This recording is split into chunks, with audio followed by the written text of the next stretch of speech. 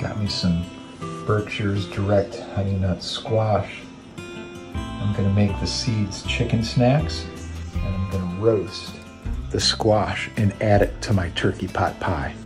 Now, the awesome thing about this type of squash is that you really don't have to do any more than just cut it in half.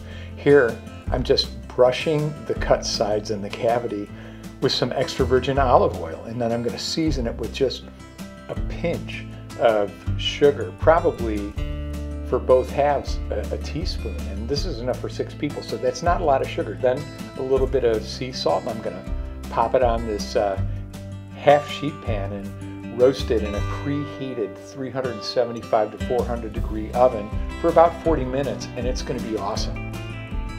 And now, moving on to my famous chicken snack recipe. So here I have some leftover chopped veggies, those squash seeds that I dug out of my Berkshire's Direct Honey Nut Squash.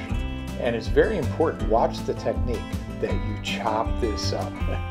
Now, it's not what you think. I really am just kind of like doing this and breaking it up so that when I throw it in the chicken yard, it scatters, because if it's in a big clump and they have to pick it apart, the chickens fight.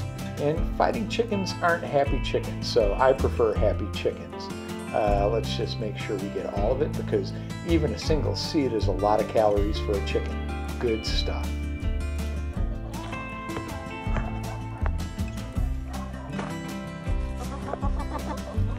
Hey girls. Here you go.